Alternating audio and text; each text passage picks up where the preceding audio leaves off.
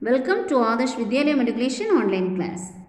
Children, in today's session, we are going to discuss about Unit 19, Origin and Evolution of Life, under the topic Fossilization. In the previous session, we have learned about paleontology. We know paleontology means study of fossils. Fossils are the actual remains of organisms which lived once upon a time.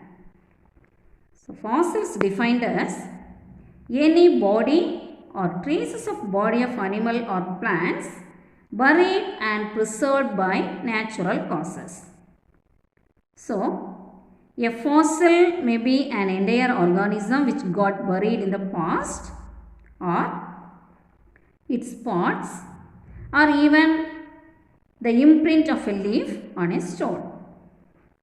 The process of formation of fossil in the rock is called fossilization. So, what is fossilization? The process of formation of fossils in the rock. Lot of events help in the process of fossilization. Let us see one by one. First, petrifaction. The petrifaction is the commonest method of fossilization. In this method, the dead organisms are buried in the sediments which are deposited on the floor of oceans and other large water bodies. We know at the bottom of water bodies, the sand particles and other small stones, pebbles, these are deposited. This is called as sediments. These sediments contains minerals. Certain minerals like silica, calcium carbonate, magnesium carbonate, etc. Here, the minerals like silica slowly penetrate in the dead bodies of organisms and replace their original organic tissues and forms rock-like fossils. So, the dead organisms are buried in the sediments. So, that time the minerals like silica is penetrate into the organic tissues of the dead organisms and forms as rock-like fossil. So, this method of fossilization can preserve hard parts as well as soft parts of the organisms. The example of petrifaction is bones of animals, wood of plants are fossilized. Next, mold and cast. Mold means we know achu. So, we used to play games with china clay. When we buy the china clay from the shop, we will get certain molds along with that clay. So, we used to fill that clay on the mold for getting different shapes.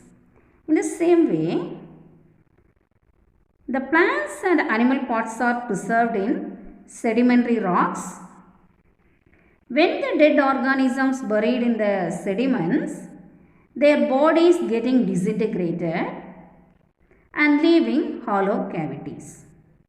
So, the organisms are present on the sedimentary rocks. Dead organisms are on the sedimentary rocks. When the water flows on that dead organisms, their body parts are getting disintegrated and forms hollow cavities. These cavities are filled with minerals or sediments and forms cast. So, it shows the original shape of the organism but does not reveal the internal structure. The next method is preservation in ice or amber. Entire animals sometimes get frozen and may be preserved in ice. So, in ice glaciers, certain animals getting stuck in between the ice, and it became preserved for a long time.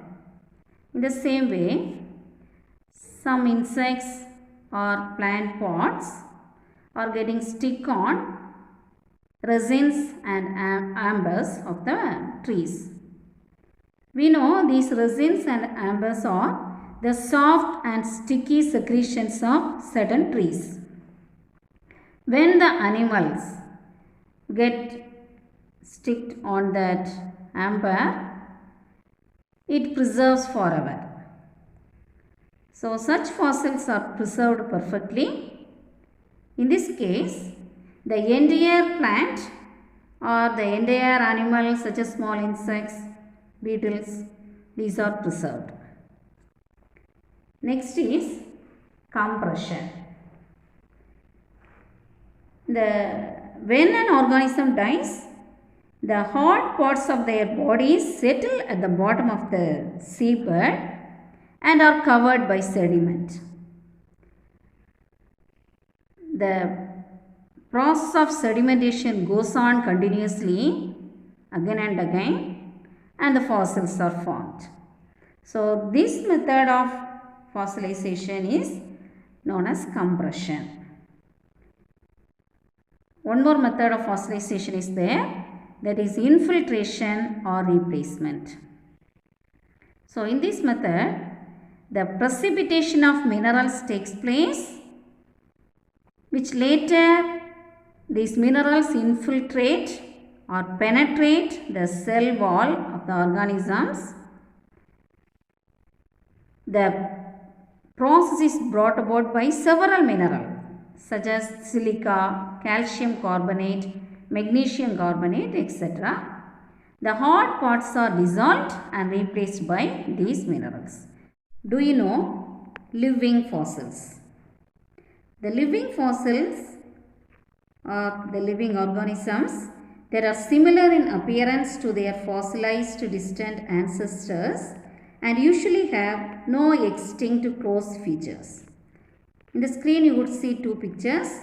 One is the living organism and other one is the fossilized form of its ancestor.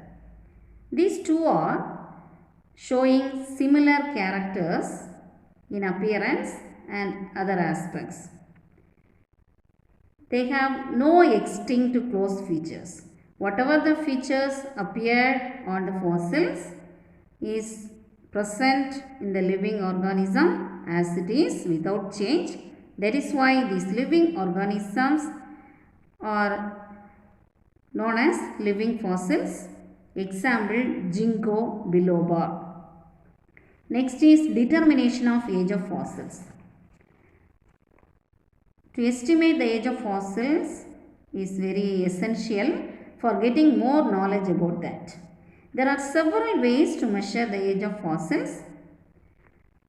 One of the methods of determining the age of fossil is by measuring the amount of radioactive element present on the organisms.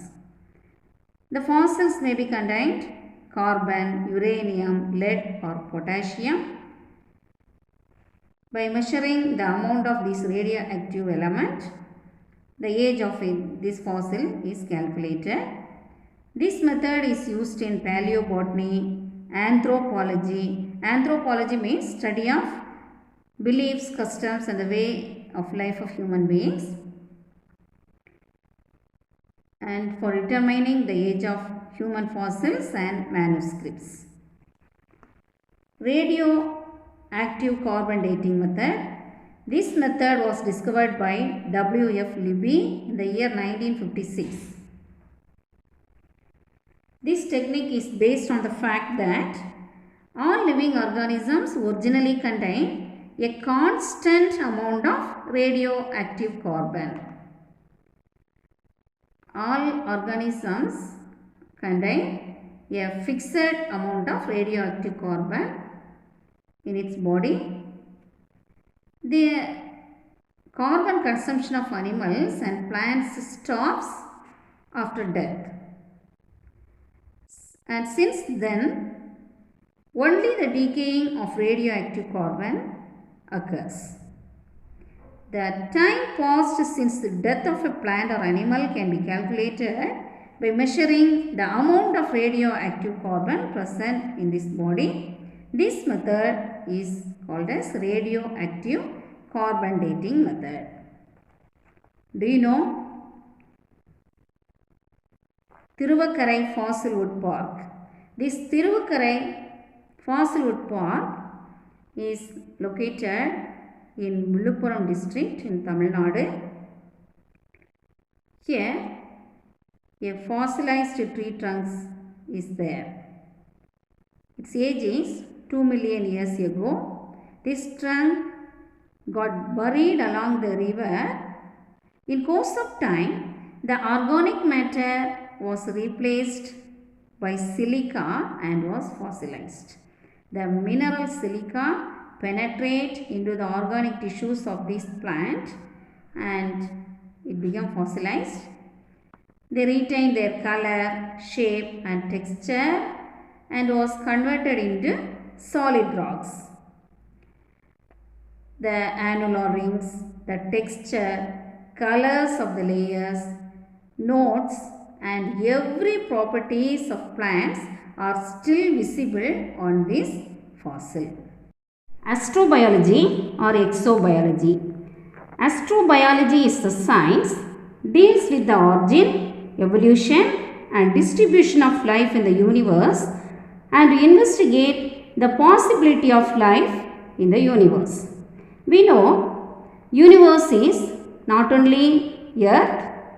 The universe comprises of all the galaxies, all planets, stars, heavenly bodies, everything. So astrobiology considers the question of whether extraterrestrial life exists in the universe. If it exists, how human beings can detect it.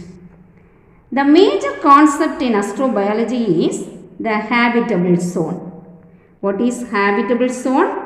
The habitable zone is the area around a star where it is not too hot and not too cold for liquid water to exist.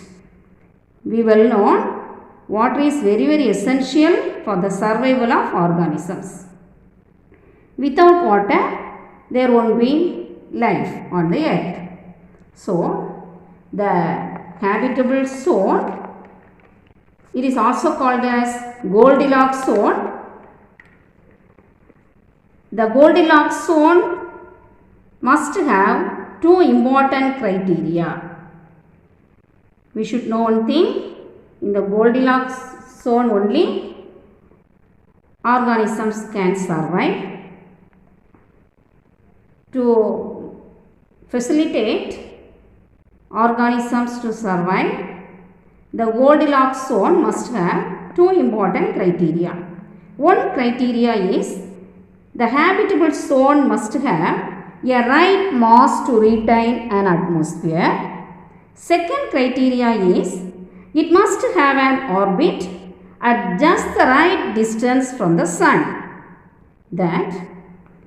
Then only that planet allows water to exist. Thus, the distance need to be neither too hot or not too cold from the sun. In our solar system, Earth is the only planet in the Goldilocks zone. Imagine if the Earth took the Mercury's place, what will happen? If the Earth took Mercury's place, it would be too close to the sun. Its water would form a steam atmosphere and quickly boiling off. Okay. If the Earth took the place of Pluto, what will happen? If the Earth is in the place of Pluto, the sun would be barely visible and Earth's ocean and much of its atmosphere would freeze. So, the organisms can't survive.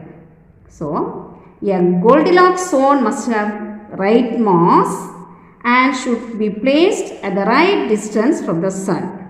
Then only organisms can survive. Earth is the only planet in the Goldilocks zone. After Earth, Mars is considered as habitable planet in our solar system as it is not too cold or hot. The life on Mars also likely to be creatures as we find in extreme environments on Earth. In Earth, some environments have some extreme environmental conditions such as high pressure and high temperature. Some specific organisms have the ability to live in that environmental conditions such as some bacteria, etc. have the ability to live in such extreme conditions. So, in the same way, the Mars also have some extremobile organisms. Astrobiologists suggest that within our solar system, there are many areas such as Mars probably have living organisms similar to extremobile bacteria. So children, in today's session, we have learned about fossilization, determination of age of fossils and astrobiology. Thank you.